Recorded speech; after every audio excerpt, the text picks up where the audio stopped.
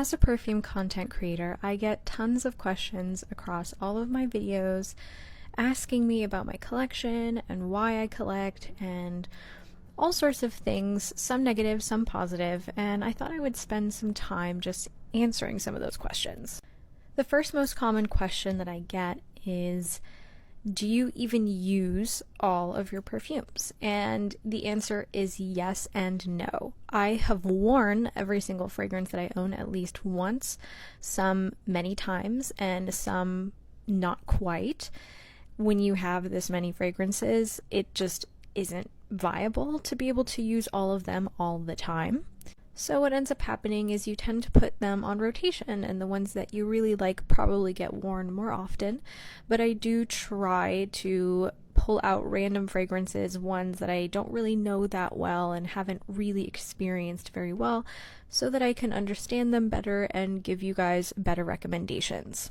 Do you like all of the fragrances that you own? Yes and no. Any fragrance that I really, really dislike tends to get just decluttered, but I do hold on to fragrances that maybe aren't my absolute favorites because I do create content, and it is helpful to have a wider array of things to reference when people are asking for recommendations. Will you use all of this perfume? I hope so.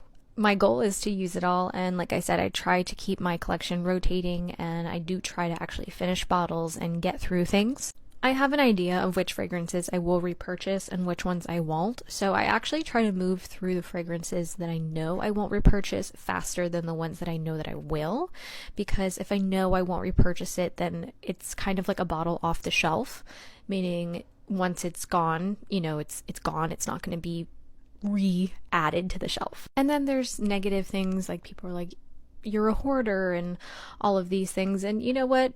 You can think what you like about my collection, and that's fine. I'm not going to try to change your mind or change your opinion. Everyone has their things. There are people who collect purses and shoes and cars and stamps and Pokemon cards and whatever, and it's my money. It's not yours. The other common question is how I afford all of this, and the answer is that I budget. I'm sure you could be very financially irresponsible.